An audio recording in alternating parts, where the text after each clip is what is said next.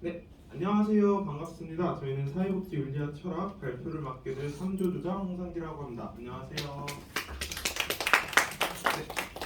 저희는 이제 먼저 목차를 소개해드리겠습니다. 첫 번째는 사례 소개이고, 두 번째는 윤리적 이슈를 규명하고, 세 번째는 생태도이고, 네 번째는 행동 방침과 윤리 이론이고, 다섯 번째는 행동 방침 가설화 및 검토이고, 여섯 번째는 결론입니다.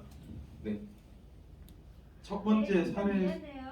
요쯤까지 발표 듣고 쉴게요. 지금 원래 50분인데요. 저희가 좀 늦게 시작했으니까 그렇게 할게요. 하세요. 네, 사례를 먼저 소개해 드릴게요. 사례 개요인데요. 학교 사회복지사 C는 현재 오토바이 절도와 학내폭력으로 사회봉사 명령을 받은 강건한 군과 친구 2명을 사회복지관에 연계하였습니다. 그 후에 사회복지관을 방문하여 강건한 군과 친구들이 사회봉사 명령을 잘 따르고 있는지 점검한 결과 프로그램에 나오는 날도 있고 그렇지 않은 날도 있으며 진정어린 반성의 모습을 보이지 않는다면서 담당 사회복지사는 그렇지 않아도 학교로 연락을 해서 봉사활동 중지를 의논하려던 참이라고 하였습니다. 강건한 군과 친구는 모두 경제적인 어려움뿐 아니라 부모님의 적절한 돌봄을 받지 못하고 있는 상태로 이번 봉사활동이 무산될 경우 폐하기기에 처해지는 상황입니다. 사회복지사 C는 이런 상황을 학교에 보고해야 할까 아니면 사실을 알리지 않고 다른 조치를 취해야 할까 딜레마에 빠지고 고민을 하고 있습니다. 네, 사례 소개 관련 긴장 관계들이 총 3가지로 나오는데요. 먼저 학교의 입장은 클라이언트 봉사 명령을 점검하고 클라이언트를 폐학 결정해야겠다고 생각하고 있고요. 클라이언트는 오토바이 절도와 교내 폭력으로 문제가 되고 있고 또 사회봉사 명령에 비참여적이고 반성하지 않는 모습을 보였습니다. 그리고 사회복지관은 클라이언트 봉사활동을 관리하고 그리고 봉사활동 중지를 의논하고 있는 상황입니다. 네, 윤리적 이슈를 살펴보자면 충실성의 상충이라는 문제가 나오는데요. 학교사회복지사는 기관에 충실해야 할 의무가 있고 또 클라이언트의 상황을 보고해야 합니다. 그러나 클라이언트는 클라이언트의 권익을 옹호하고 보호받을 권리를 또 생각하고 있는데요. 네, 생태도 그림 한번 보실까요? 네, 생태도는 이제 점선으로 된 건 소원한 관계고요.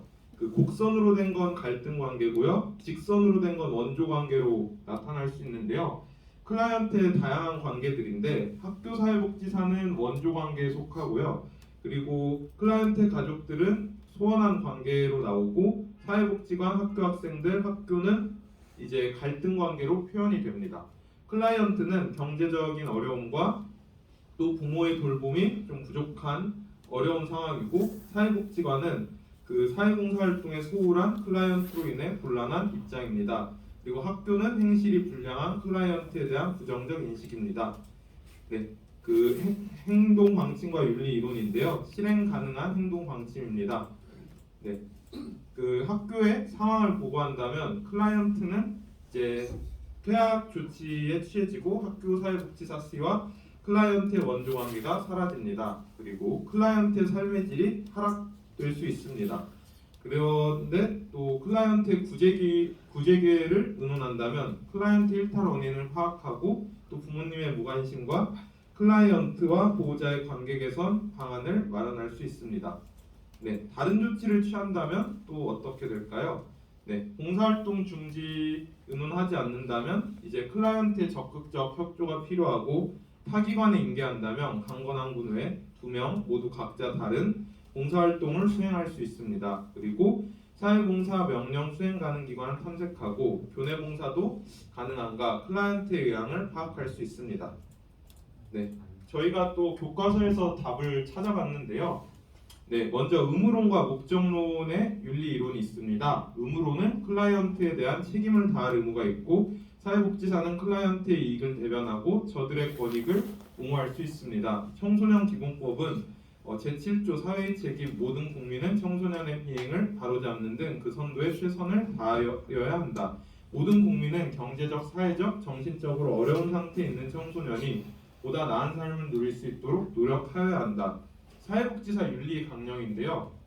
클라이언트와의 관계에서도 적용할 수 있는데 사회복지사는 클라이언트의 권익 옹호를 최우선의 가치로 삼고 행동합니다.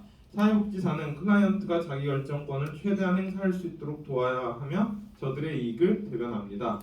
네, 목적론을 한번 살펴보겠습니다. 집단의 자기결정권을 존중하고 그리고 소속기관이 추구하는 사회정의와 사회복지를 실천할 수 있습니다. 또 여기서 최대 다수의 최대 행복이 나오는데 가장 많은 이익이 될 결과를 고려하고 현실적 상황에서 최선의 결과를 도출할 수 있습니다.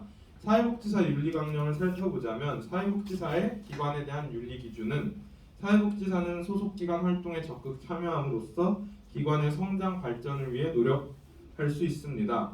관련 사례는 이제 사회봉사 명령과 관리감독 시스템을 개선해서 엄정 집행할 수 있지요. 네, 그래서 또 행동 방침과 가설화 및 검토를 살펴보자면 이익과 잠정적 리스크를 파악할 수 있습니다. 첫 번째, 봉사활동을 지속하고 클라이언트의 성실한 태도를 기대해 볼 수도 있는데요. 이익은 클라이언트는 퇴학당하지 않고 계속 봉사활동을 수행한다는 것을 가정했을 때 일입니다. 그리고 학교와 사회복지관은 기관으로서의 의무와 책임을 다했고 리스크는 이제 클라이언트의 불성실한 태도 지속과 그 다음 기회를 제공한 기관과 사회복지사의 난처함이라는 리스크가 있을 수 있고요. 두 번째로는 클라이언트의 태도 변화가 없고 또 봉사 중지까지 의논한다면 이익은 학교 사회복지사가 학교에 보고하고 최대 균형을 산출할 수 있습니다. 리스크는 이제 클라이언트가 퇴학 가능성이 있고 여러 어려움에 직면하고 학교의 입장에서는 클라이언트의 퇴학을 고려할 수밖에 없습니다. 네, 그래서 결론은 이렇게 저희가 정했는데요. 대안 및 근거입니다. 우선순위는 클라이언트의 권익을 옹호하자로 나왔는데요. 클라이언트의 리스크를 최소화하고 봉사활동을 계속한다는 걸로 나왔습니다. 첫 번째는 클라이언트의 가능성입니다.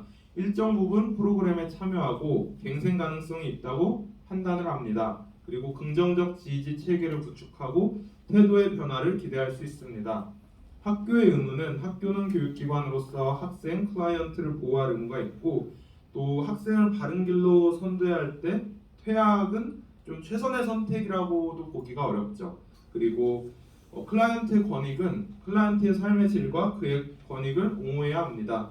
클라이언트의 퇴학은 우선순위에 어긋날 수 있습니다. 네, 지금까지 저의 발표를 모두 들어주셔서 정말 감사합니다.